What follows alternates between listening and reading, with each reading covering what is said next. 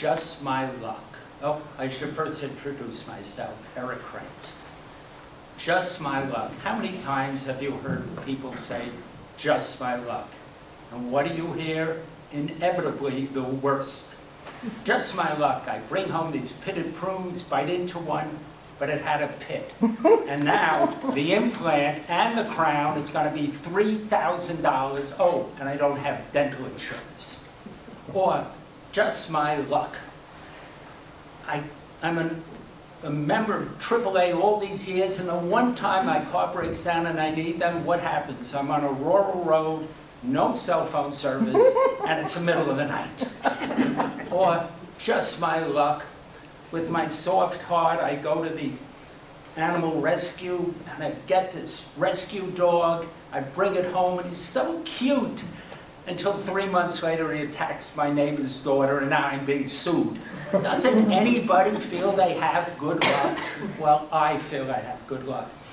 And the luckiest thing of all, I owe to this old guy with a yarmulke and a beard. He was my father's father, and I'd see him at the Jewish holidays. But in 1907, he made a decision, and that was he was going to emigrate from Poland to the United States. Had he not done so, my dad, born in 1910, and I, born in 1940, would have taken a train ride, courtesy of the Nazis, to Auschwitz, and that would have been the end for us. So yes, I am lucky. I was lucky to have been raised in a quiet, middle-class neighborhood, Hollis Hills in Queens, New York. I was lucky that I was a good athlete. I made a lot of friends. I was lucky that I was a good student. I skipped a year in junior high. I was lucky the only year I went to Jamaica High School, the team won the New York City High School Basketball Championship. And let me tell you, that was big stuff, Madison Square Garden. So I have indeed been lucky. And I was lucky at a 16-year-old at Martin Van Buren, which had just opened, and how's this?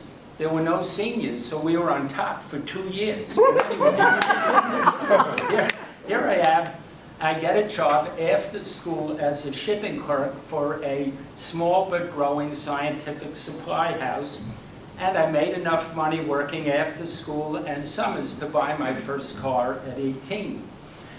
And I was very lucky that I had the grades to get into Queens College, although the tuition was a little tough. It was $35 a semester.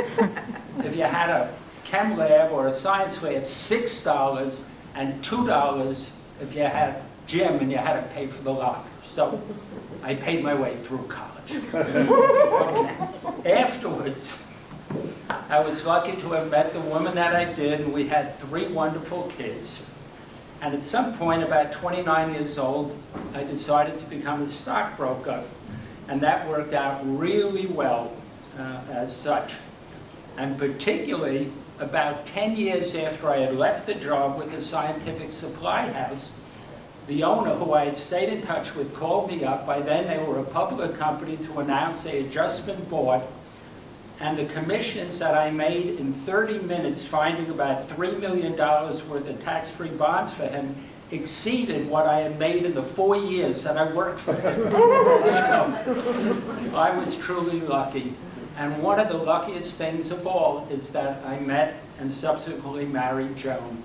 It was the second marriage for both of us, and we both had a deep, abiding love of nature that had been subjugated in our first marriages. And this led to some really exotic travel: the Antarctic, the Galapagos, Australia, Arctic, Canada, Alaska, etc. And the national parks, where we would hike and do bird watching. And this brought us one beautiful, crisp Sunday in the fall to Bryce Canyon National Park in south central Utah. We start on the hike, and about 2 minutes later, Joan said, "You know, I'm a little cool." And she goes back and gets her jacket and comes back and says, "We've got a little problem." I emphasize the word little. "Oh, what's that?" "I locked the keys in the car." Now, understand, this is around 1989 or 1990. This is not Times Square or what have you. There are no iPhones. There's no way to contact a locksmith, and there's probably not one within 100 miles, much less one who's going to come on a Sunday. What are we going to do? So as I'm straight, just getting more and more agitated, Joan looks at me and says, Eric, relax. We're not going to die here. Okay. So we're back in the parking area, and a fellow hiker says, I think I can solve your problem. I've got a tool chest in the trunk, and he comes out with a hammer and says, let me break that small back window. We'll reach in, open up, and worst thing that happens, you'll pay for the window. Okay, so he takes the hammer, rears back. I can't do it. Now, clearly this guy was not meant to be a car thief because he could do it, but I can. I'm one big, strong dude, right? So I take the hammer, bam, nothing. Another bystander, by now we had a little crowd of 5 or 6 watching this drama, says, oh yeah, to make the windows convex, to dissipate maybe he was the car thief. But anyway, okay, I'm gonna do it. So I take the hammer again and hit it much harder, and nothing happens. So now I've got this image. I'm on this date with this really cute girl. We're at the carnival. I've got the sledgehammer, and I'm going to hit the lever hard enough to propel the puck all the way up and ring the bell. So as I'm really focusing mentally and physically, a quiet voice, another hiker who had just come off the trail says, you folks having a problem? When he saw what it was, he says quietly, I'm a locksmith. Oh my God! Hold on a second. He goes into his van, comes out with that device that goes between the door and the window. 2 minutes later, a click, and we're in the car. I'm just stunned that everybody's there and laughing and applauding. So I take out my wallet and I say, here. He looks at the California plates on the rented car. Said, oh no, we Californians have to stick together. And maybe it's to my discredit, I didn't tell him I lived in New Jersey. Now, sadly, about 10 years later, Joan succumbed to cancer. But not long after, my brother introduced me to a family friend who had been widowed. Cheryl and I fell in love. We got married. I had moved up here, and we built a home on beautiful Lake George, where I spend much time kayaking and what have you.